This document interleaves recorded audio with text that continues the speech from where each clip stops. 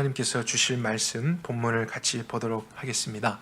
신약 성경 사도행전 11장 19절에서부터 30절까지를 함께 읽도록 하고요.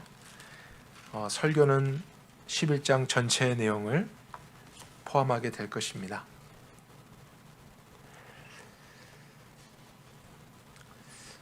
죄송합니다. 19절에서부터 26절까지 읽고 설교는 30절까지를 하겠습니다. 11장 19절에서 26절까지 저와 여러분이 한 절씩 교독하겠습니다.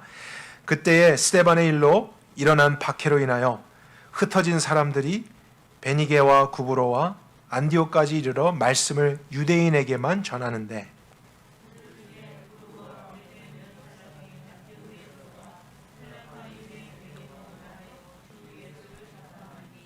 주의 손이 그들과 함께 하심에 많은 수가 믿고 주께로 돌아오더라.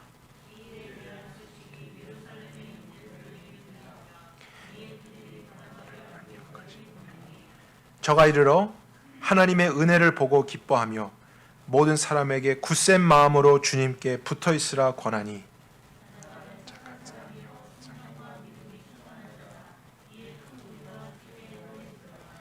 이에 바나바가 사울을 찾으러 다소에 가서 그를 만나매 그를 안디옥에 데리고 와서 그들이 교회에 1년간 함께 있으면서 큰 무리를 가르쳤고 제자들이 안디옥에서 처음으로 그리스도인이라 일컬음을 받았더라. 아멘. 같이 기도하겠습니다. 하나님, 이 밤에 저희들에게 주실 거룩한 말씀, 생명의 말씀, 소망의 말씀 기대합니다. 주님, 깨닫게 하시고 믿게 하시며 이제 그 믿음으로 우리의 생애를 온전하게 살아갈 수 있게 축복해 주옵소서. 예수 그리스도 이름으로 기도했습니다. 아멘.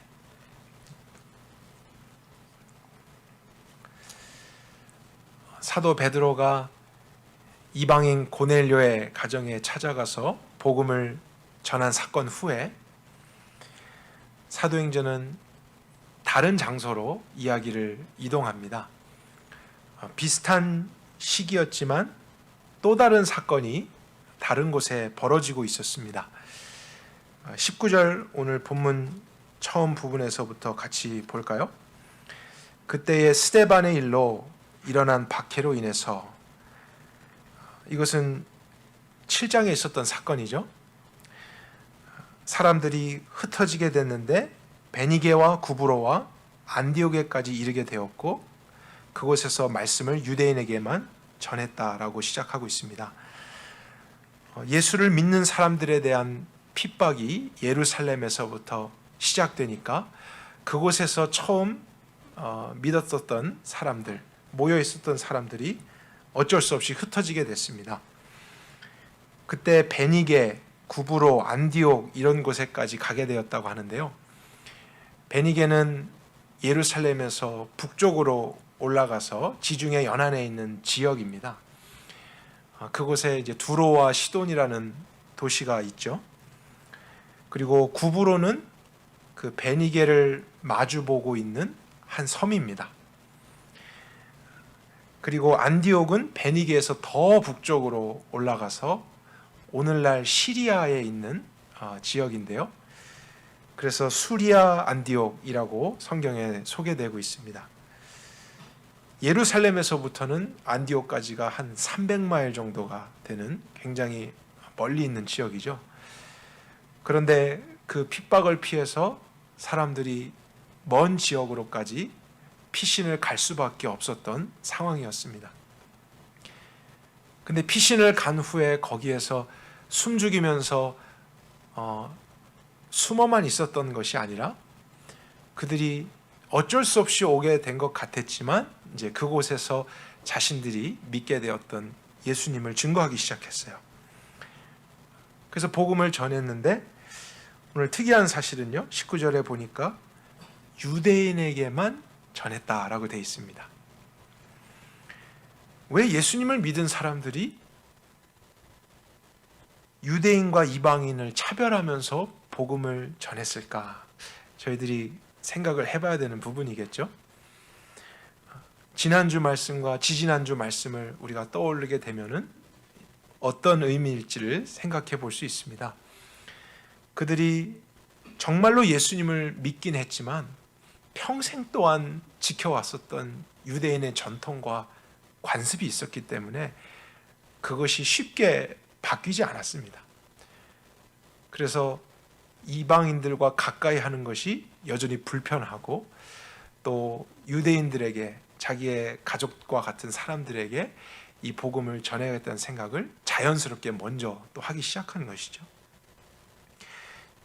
예수님을 믿었다고 해서요, 그 사람이 가지고 있었던 생활 방식이나 습관이나 이런 것이 하루아침에 다 바뀌는 것은 아닙니다. 일련의 과정들이 필요하고, 또 주님의 은혜가 처음과 마찬가지로 지속적으로 필요합니다.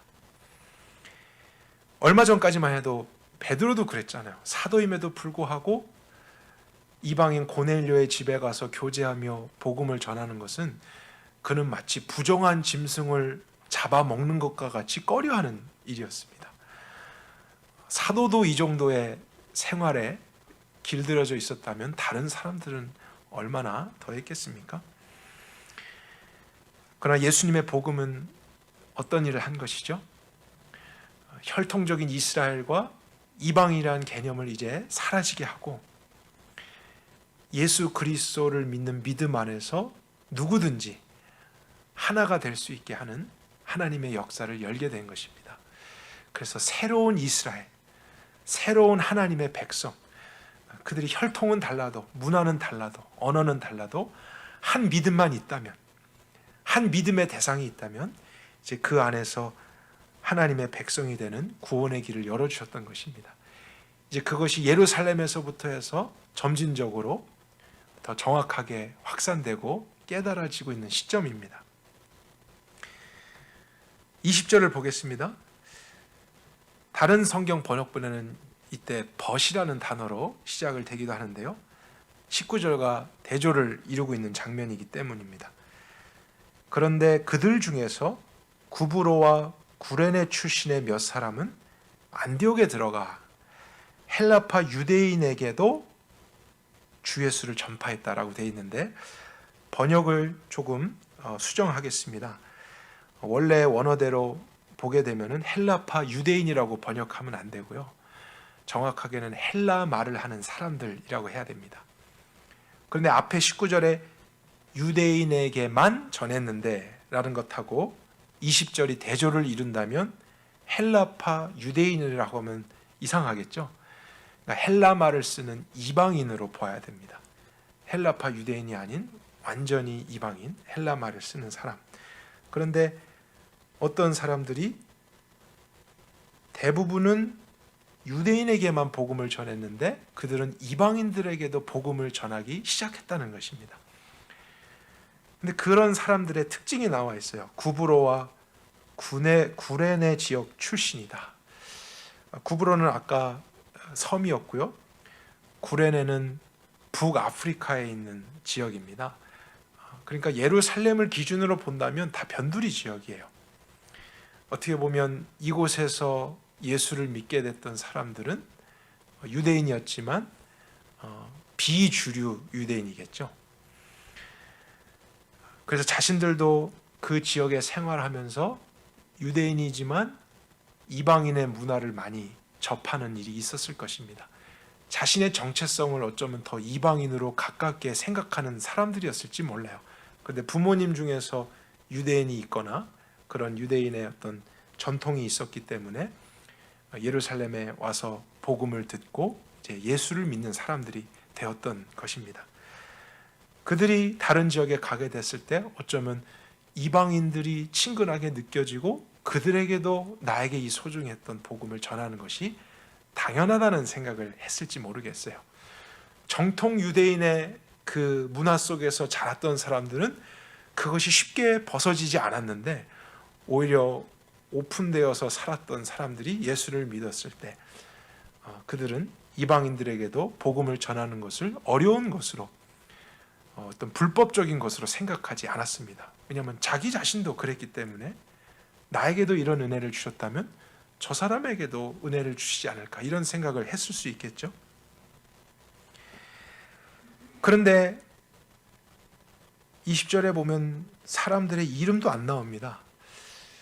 그런 몇 사람들이 가서 주 예수를 전파했는데 결과는 어땠나요? 많은 숫자의 사람입니다. 너무나 많은 숫자의 사람이 주께로 돌아오더라. 굉장히 저희들이 주목해 봐야 될 내용이에요. 사도들이 전한 게 아니었어요. 성경에 대해서 많이 알고 어떤 유대인의 리더급이었던 사람들이 가서 설교를 해서 사람들이 많이 왔던 게 아니라 비주류의 유대인들, 또 몇 사람들이, 어쩌면 이방 문화에 가까이 살았던 사람들이 자신들이 믿었던 예수님에 대해서 나누기 시작했는데 폭발적인 반응이 일어났던 것입니다. 그럼 어떻게 이 사람들이 전했을 때 마치 사도들이 복음을 전한 것과 같은 결과가 나타났을까? 우리가 생각해 보면 그 사람들이 뭔가 특별했겠구나, 이렇게 쉽게 생각할 수 있잖아요. 그러나 그들에게 어떤 대단한 능력이 있거나 그들이 복음을 더 효과적으로 전했기 때문에 이런 결과가 나타난 것이 아닙니다. 우리가 이것을 바르게 이해해야 우리는 신약 시대를 이해할 수 있어요. 어쩌면 그 안에는 우리가 벗어야 될 전통이나 선입견이 있는지도 모릅니다. 사도들이 아닌, 특별한 사람들이 아닌 너무나 평범하고 보통 사람들이 말씀을 전했는데도 많은 사람들이 예수님께 돌아오고 변화가 일어났다.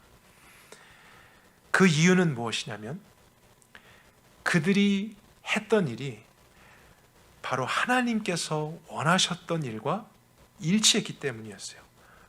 어떤 의미에서 보면은 하나님의 뜻에 이 사람들은 순종을 했던 것입니다. 유대 문화에 익숙했던 사람들은 머리로는 알아도 아직 그것이 익숙하지 않아서 주저하거나 꺼려지는 부분이 있어서 순종을 못했는데, 이 사람들은 전통 안에 갇혀 있지 않고 그것을 넘어서서요, 이방인에게도 복음을 전하는 게 왜 문제가 되겠는가? 나도 이런 은혜를 받았는데 저 사람들에게도 필요하지 않을까 하면서 그들이 했던 일이 사실은 하나님께서 원하시고 계획하셨던 일과 부합했던 거였어요. 그러면 사도행전에 흐르고 있는 주제죠. 우리가 하나님의 뜻에 순종할 때에 믿는 자들에게 주신 성령님의 역사는 언제나 나타납니다. 우리가 구하지 않아도 나타납니다. 하나님이 그것을 약속하셨기 때문이에요. 그래서 구약시대처럼 선지자 아니면 제사장, 이런 특별한 사람들을 통해서만 하나님의 역사가 써내려져 가는 게 아니라 보통 사람들이라 할지라도 모든 자들에게 동일한 성령님을 주셨기 때문에 그들이 하나님의 뜻을 알고 순종하기만 하면 그런 사람들을 통해서도 하나님의 역사가 나타나는 것입니다. 이젠 그것이 동시다발적으로 나타나는 시대가 되었다는 거예요. 예수님 한 분이었다가 12 사도였다가 이제 성령님을 받은 모든 사람들이 유대인이건 이방인이건 전 세계적으로 뻗어나가서 마치 하나님이 모든 곳에서 역사하시는 것 같은 일이 보여지는 시대가 신약 시대라는 거예요. 그 사람이 대단했기 때문이 아닙니다. 그들이 한 것은 믿음이었고 순종이었던 거예요. 그럼 이런 원리가 저와 여러분들에게도 동일할 것이라는 생각을 해야 한다는 것입니다. 우리가 구약 시대에 사는 게 아니고 신약 시대에 살기 때문이죠. 우리가 예수님을 믿었다면 성령님은 우리가 느껴지든지 안 느껴지든지 하나님의 약속대로 우리 안에 계시는 것입니다. 그리고 그분이 그분의 일을 하실 것입니다. 우리가 순종하기만 하면 하나님의 지혜와 능력이 나타나서 그분의 뜻을 우리를 통해 이루어 가실 거예요. 저는 얼마 전에 영상으로였지만 이상철 선교사님의 선교 보고를 보면서 많은 생각을 했었습니다. 처음 설교하실 때는 잘 몰랐는데요, 수요일 날 선교 보고 내용을 보고 사진을 볼 때 굉장히 놀라는 게 있었어요. 이거 도저히 한 사람이 감당할 수 있는 어떤 규모가 아니더라고요. 저는 미국에서 이미 있는 교회 건물 보수하는데도 쩔쩔매고 너무 힘들었는데, 아프리카 땅에서 그렇게 학교를 짓고 신학교를 세우고 뭐 건축만 한 게 아니었잖아요. 사실 그것은 뼈대였고, 그 안에 사람을 양성하고 말씀을 가르치고 교사들을 세우는 이런 일들, 그냥 웬만한 선교 단체가 해도 힘들 일을 선교사님 몇 분이서 감당하고 계신 것을 보면서 정말 신기하기도 했고, 어떻게 이런 일이 있을까라는 생각을 했습니다. 여러분, 선교사님이 영어를 잘하고 아프리카어를 능숙하게 했기 때문에 그렇게 됐었던 것일까요? 근데 선교사님 말씀하실 때 좀 우스갯소리였지만, 저는 한국말도 이제 잘 못하고 영어도 잘 못합니다, 이런 말씀하셨잖아요. 그러니까 정말 그 어떤 사람이 가진 능력으로 그런 것을 했던 것이 아니라는 것을 계속 생각해 보았어요. 그분이 알려진 큰 선교단체에서 훈련을 받고 그렇게 하기 때문에 그런 일을 할 수 있었던 것도 아닙니다. 선교사님이 전하셨던 말씀 안에 답이 있었죠. 그분이 하나님을 사랑했기 때문이었어요. 근데 그 사랑한다는 것이 감정적으로 하나님만 생각하면서 막 느끼는 그런 게 아니라, 사랑하면 무엇 한다고요? 순종한다 그랬잖아요. 내 말에 순종하는 것이 너가 나를 사랑하는 줄 안다. 그랬던 말씀을 계속 연결시키시면서 그분이 하셨던 것도 하나님을 향한 사랑, 그분의 뜻에 대한 순종이었다는 것.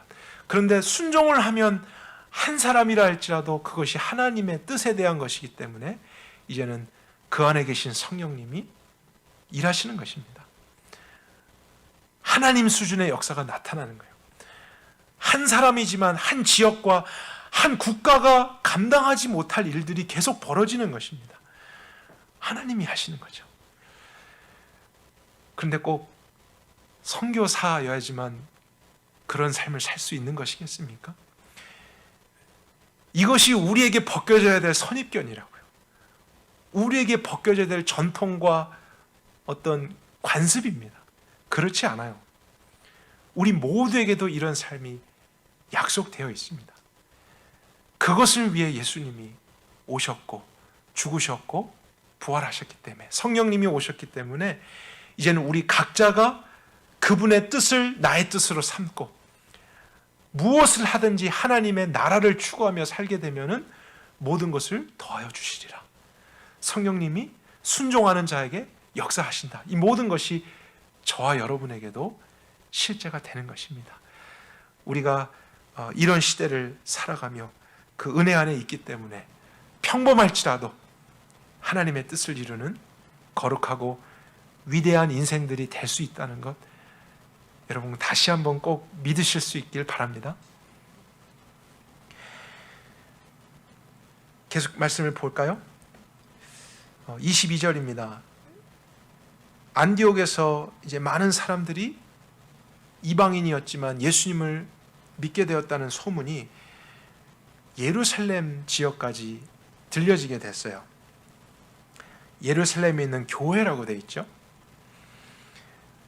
그런데 그들이 그 소식이 얼마나 기뻤겠어요? 그런데 기뻐했다더라 이런 말은 없고 바나바를 안디옥까지 보냈다라고 되어 있습니다. 왜 교회가 이때에 바나바를 안디옥으로 보냈을까 생각을 해보면요,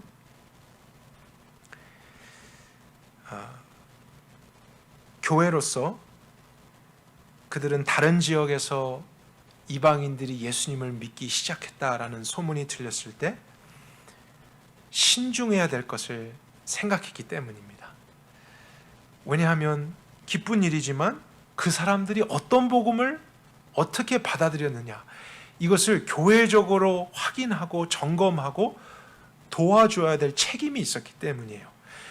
개인적으로서 하나님이 그런 역사를 동시다발적으로 이루시지만 교회는 항상 그것을 보호해주고 또 책임져주고 계속해서 공급하고 인도해주는 역할을 하도록 되어 있습니다.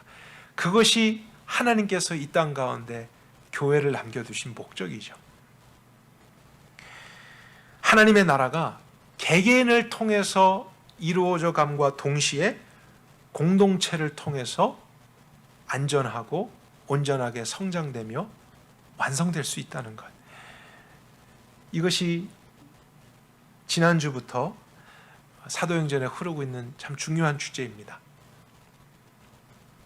그래서 바나바가 대표로 갔던 거예요. 교회 대표로 가서 그곳에 일들을 보게 되었을 때 23절에 하나님의 은혜를 보고, 중요한 관점이죠.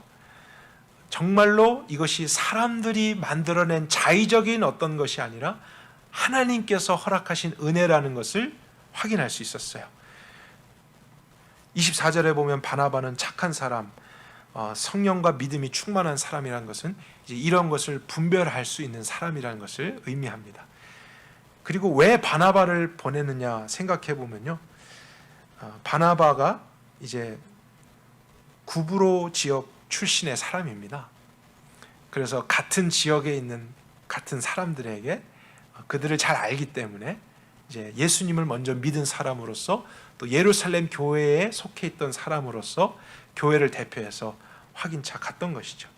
하나님의 은혜가 여기서도 우리와 같이 동일하게 역사하는구나 하면서 그때 나타났던 반응이 기쁨입니다. 신중하고 조심하고 성경적으로 살펴서 교회가 함께 확인한 후에 정말 주님이 하셨다, 이제 마음껏 기뻐하는 것이죠. 그리고 나서 한마디를 덧붙였는데요, 모든 사람들, 믿었던 이방인들에게 굳센 마음으로 주님께 붙어 있어라 라고 권면을 해주었습니다. 짧은 한마디였지만요, 이방인들에게는 굉장히 중요한 교훈이 담겨져 있었어요. 이제 예수님을 처음 믿은 사람들에게는 반드시 알아야 될 하나의 영적 사실이었습니다. 굳센 마음으로 주님께 붙어 있으라.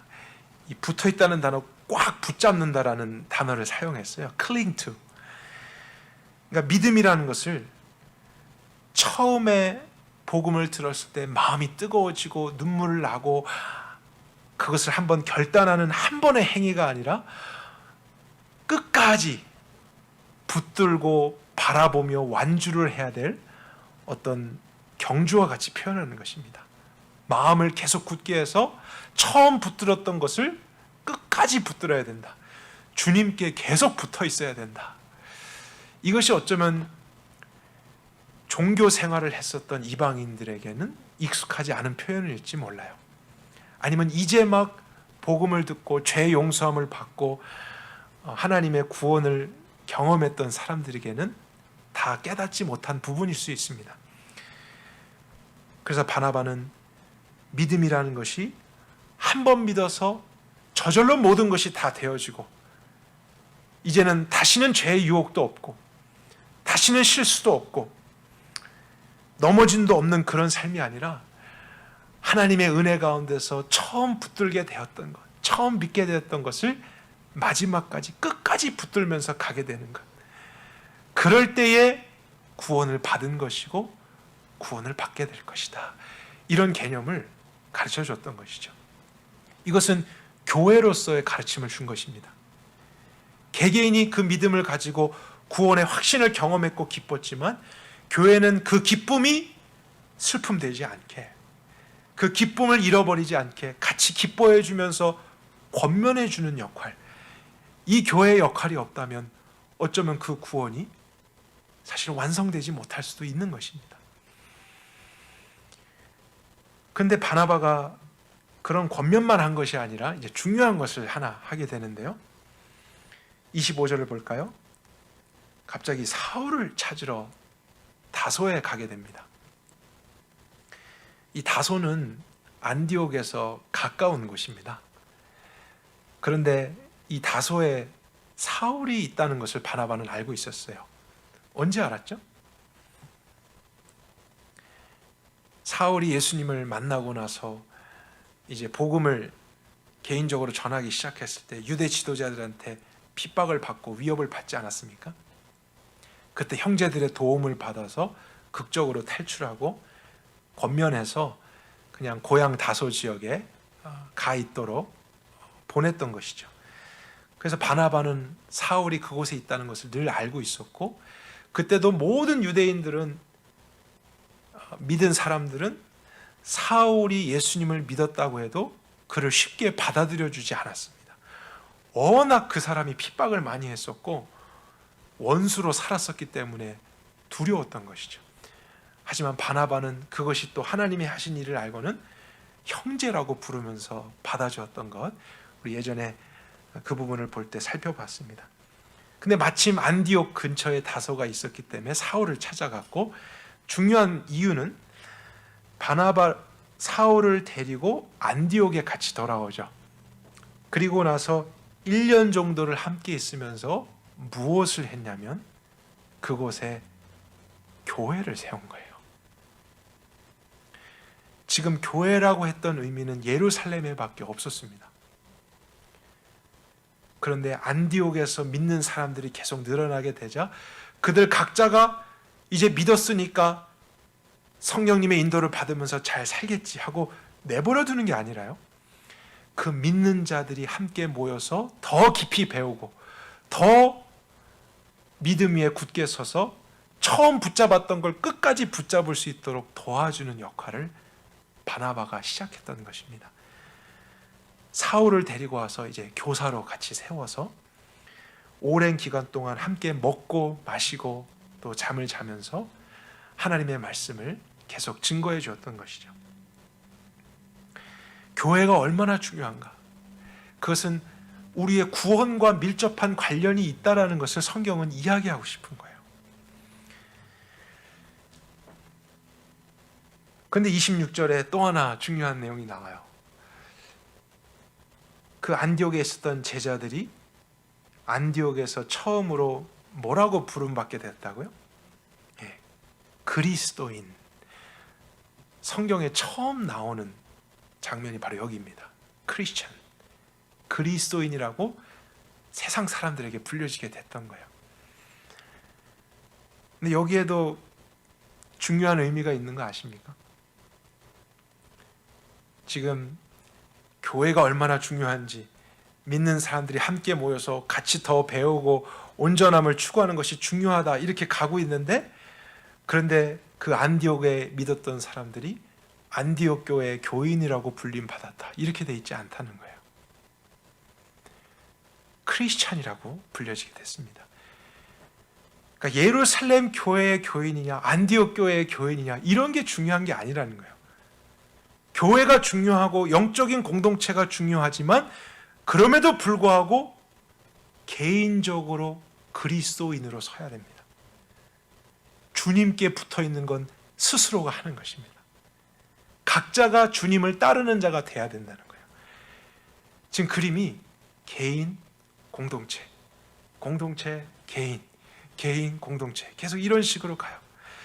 그것이 동전의 앞뒷면처럼 뗄래야 뗄 수 없는 하나로 가면서 하나님의 나라가 개인과 영적인 공동체 교회를 통해서 확산되고 세워지고 확산되고 세워지고 온전해지고 하는 일이 1세기부터 시작됐다면 오늘날도 그렇게 된다라는 것을 증거하고 있는 것입니다.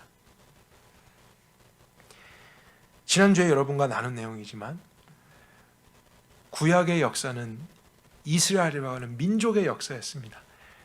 그런데 신약의 역사는 더 이상 이스라엘이라는 민족이 중요한 게 아니라 하나님의 새로운 백성, 예수님을 믿는 자들, 교회가 중요하게 됩니다. 그래서 교회의 역사가 신약의 역사가 됩니다. 교회 중심으로 모든 이야기들이 써내려져 갑니다. 그 안에는 유대인도 있고 이방인들도 같이 있는 것입니다. 그리고 하나님의 나라가 이 교회를 통해서 완성될 것을 보여주고 있습니다. 예수님 이후에 사는 저와 여러분들도 이제 이 원리를 항상 생각해야 됩니다. 오늘 이제 이 설교를 마치고 같이 기도를 하려고 하는데요. 그 기도의 내용이 무엇이냐면 우리의 신앙이 얼마나 균형 있고 건강한가를 볼 때 이 두 가지를 보면 돼요. 오늘날 내가 교회 없이도 혼자서 개인의 신앙에 아무런 문제 없이 익숙해져 있다면, 영적인 공동체에 대한 생각과 영적인 연합과 그런 함께하는 신앙생활의 부분이 약해져 있다면 우리는 그쪽으로 더 와야 됩니다. 그래야 하나님의 나라가 균형 있게 우리 삶 속에 보여지기 시작해요. 또 어떤 사람은 교회적으로 왔을 때는 예배도 잘 드리고 봉사를 하는데 개인적으로 돌아가서는 하나님과 동행하는 삶도 없고 그리스도인으로 사는 그런 삶이 결여되어 있고 혼자서 기도하는 이런 삶이 없다면 그 사람은 개인적으로 하나님 앞에 서는 성령님의 인도를 받는 그런 삶이 무엇일지를 반드시 깨달아야 됩니다. 이 두 가지 중에 한쪽으로 치우치게 될 때 언제나 부작용이 생깁니다. 언제나 부작용이 생깁니다. 우리의 신앙은 개인적인 것이지만 절대로 교회와 분리돼서는 안 되는 신앙이어야 됩니다. 우리에게 교회가 얼마나 소중한 것인가, 그것에 대한 깨달음이 마지막 때는 더 커져야 됩니다. 왜냐하면 우리가 살아가는 시대는 이제 그것을 더 흩트게 되기 때문이에요. 시대적인 성향도 이제 개인주의가 되어가지만 여러 상황과 문제 때문에 어쩔 수 없이 모일 수 없는 일들이 많아지고 있습니다. 그러니까 이제 힘들고 어렵고 위험하니까 그냥 모이지 않는 걸로 하게 되는, 함께 하지 않아도 혼자서 잘 믿음을 지키면서 어떻게든지 살아가야 되는, 이렇게 흩어지게 되면은 우리는 하나님께서 역사하시는 원리에서 자연스럽게 멀어지는 것입니다.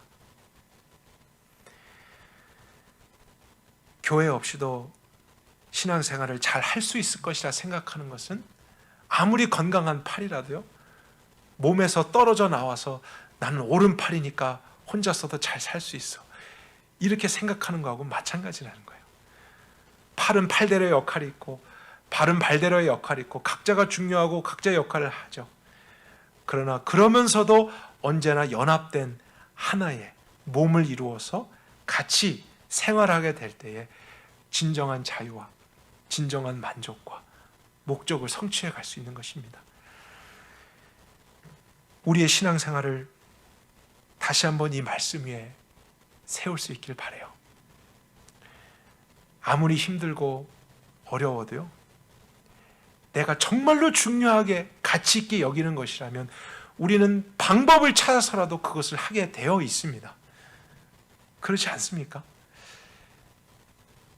지금 상황적으로 어려워도 경제 생활이 중요하다 그러면은 정부든 사람들이든 어떻게 해서든지 그것을 할 수 있는 방법들을 찾아서 하게 됩니다. 취미 생활도 그렇더라고요. 하물며 하나님의 나라는 개인만이 아니라 영적인 공동체를 통해서 함께 하게 되는 것이고 같이 보호되며 완성되어져 가는 것이다.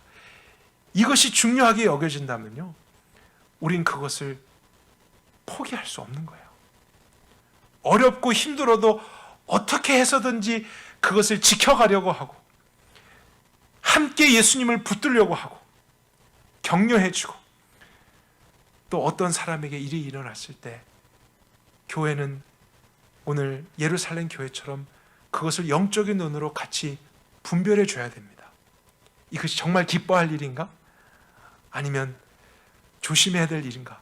이것을 교회가 안 해주면 누가 해주겠어요? 세상이 그 한 사람 한 영혼을 책임져 주겠습니까? 그냥 좋은 게 다 좋은 거고, 돈이 갑자기 많아지면 좋은 거고, 갑자기 어디에서 사람들이 나를 알아주면 좋은 거고, 세상의 관점은 그렇지만 영적으로는 그렇지 않을 수 있습니다. 그래서 함께 무엇을 위해 기뻐해야 될지, 무엇을 위해 울어야 될지, 무엇을 위해 우리가 같이 추구하며 한 번뿐인 인생을 후회 없이 살아야 될지, 함께 믿음을 추구하는 사람들을 통해서 하나님은 그것을 계시해 주십니다. 그리고 우리가 그렇게 인도함을 받도록 하나님이 만드셨어요. 그 원리를 떠나는 순간 우린 영적으로 궁핍해지고 위험에 처하게 되고 외로워질 수밖에 없습니다. 아무리 유튜브 앞에서 혼자 몇 시간 말씀을 듣고 차 안에서 기도하는 생활을 살고 있다 하더라도 함께하는 신앙의 기쁨과 즐거움과 또 책임과 보호를 알지 못하면 그 사람의 신앙 안 봐도 뻔한 것입니다. 흔들리고 있습니다. 치우치고 있습니다.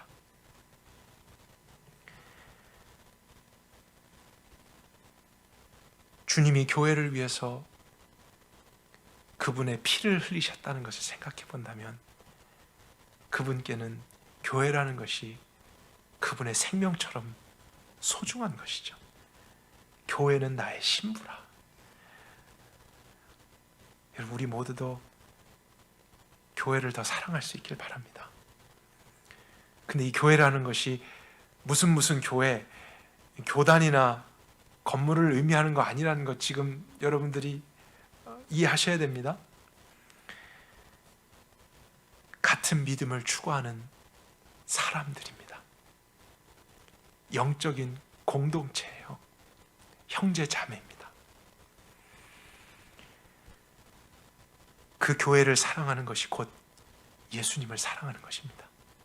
그분이 중요하게 여기는 것을 나도 중요하게 여기고, 그분이 가치 있게 여기는 것을 나도 어떠한 상황에서도 계속 가치를 부여하며 추구하게 되면 하나님은 우리 각 개인과 가정에도 그분의 역사와 은혜를 베풀어 주실 것입니다. 또 하나님께서 우리에게 지혜와 분별력을 주셔서요, 우리 교회, 우리와 가깝게 하는 믿는 자들의 모임만이 아니라 하나님이 알게 하시는 다른 교회들, 다른 모임들에 위해서도 같이 섬기며 사랑하고 그것을 같이 세워갈 수 있는 마음들을 더 주셨으면 좋겠어요. 저는 더 하나님께서 그렇게 해주시기는 바라는 마음으로 사실 선교사님께도 말씀을 요청했던 것이었습니다. 왜냐하면 시대가 이러니까 더 움츠러들고요, 더 나의 문제에만 집착을 하게 되더라고요. 그러나 그런 때에도 다른 민족을 향해 또 자신을 희생하면서 다른 영혼들을 향해서 섬기고 있는 한 형제와 교회들을 보면서 우리도 저렇게 사는 삶이 있고 저럴 때 하나님이 하시는 역사들이 있다는 것을 배우게 되는 것이죠. 그리고 저희들도 그런 곳에 물질이나 우리가 할 수 있는 것을 같이 섬기면서, 사실은 여러 모임들과 여러 교회들, 지체들이 있지만 결국에는 우주적으로 한 몸을 이루는 것 아닙니까? 사실은 한 교회입니다. 예수 그리스도를 머리로 한 우리는 하나입니다. 한 가족이죠. 안디옥 교회처럼 마지막 말씀을 우리가 보지 않았는데 27절에 보니까 몇몇 선지자들이 예루살렘에서 안디옥에 오게 되는 일이 있었습니다. 왜 오게 됐는지는 이유가 없는데요, 그 중에 아가보라는 사람이 성령의 감동으로 큰 흉년이 들 것이라는 말을 했습니다. 그러자 안디옥에 있었던 제자들이 구제 헌금을 모아서 유대에 가는 형제들, 이제 예루살렘 또 교회가 될 수 있겠죠, 그들에게 바나바와 사울의 손에 보내게 됩니다. 안디옥 교회에 있는 사람들도 힘들잖아요. 그리고 그 당시에 흉년이 들면 로마인들이나 부자들은 그래도 견딜 수 있지만 그리스도인들은 대부분이 가난했고 또 어려움이 있었기 때문에 사실 생존의 위협까지 있었습니다. 그래서 하나님은 이 사실을 먼저 알게 함으로써 준비할 수 있게 하는 은혜를 주셨다고 생각해요. 그런데 그때의 나 개인이나 우리의 모임만을 생각할 수도 있는 상황인데 안디옥 교회는 오히려 자신들에게 복음을 전해주었던 예루살렘 교회도 생각하고 다른 지역에 있는 형제들을 생각해서 십시일반 모아서 구제 헌금을 했습니다. 저는 이런 모습이 정말 하나님의 나라가 확장되어져 가고 완성되어져 가는 모습이라고 생각해요. 저희들에게도 마지막 때가 올수록 더 이런 마음이 있어야 됩니다. 어려울수록, 힘들수록 또 다른 곳에 있는 어려움을 볼 줄 알고, 우리 모두가 결국에는 하나의 몸이기 때문에 다른 부족하고 연약한 곳에 우리가 계속 돕고 관심을 갖고 섬기면 결국 머리 대신 주님이 영광을 받으시는 것이고요, 우리 전체가 그런 도움을 서로 주고받으면서 견디고 인내하면서 마지막에는 영광스러운 교회들이 되는 것입니다. 온 우주적인 교회, 개인에서부터 시작해서 저희들과 같이 가까운 모임, 또 세계와 열방에 이르기까지 오늘날도 동일하게 하나님께서 역사하고 계십니다. 우리의 기도를 통해, 또 우리의 섬김을 통해, 사랑을 통해, 믿음을 통해, 한국에 있든지 또 다른 가족들이든지 어떠한 모습이든지 우리가 이 밤에 또 같이 기도하면서 같이 이 시기를 견디며 오히려 더 영적으로 깊어지고 우리 각자가 그리스도인으로서 주님 앞에 끝까지 처음 믿었던 것을, 붙잡았던 것을 붙잡게 되는 그런 은혜가 있기를 간절히 원합니다. 함께 기도하겠습니다. 하나님, 오늘도 이 말씀을 통해 온 우주를 운행하시는 하나님의 경륜과 하나님의 원리를 깨닫게 하시니 감사합니다.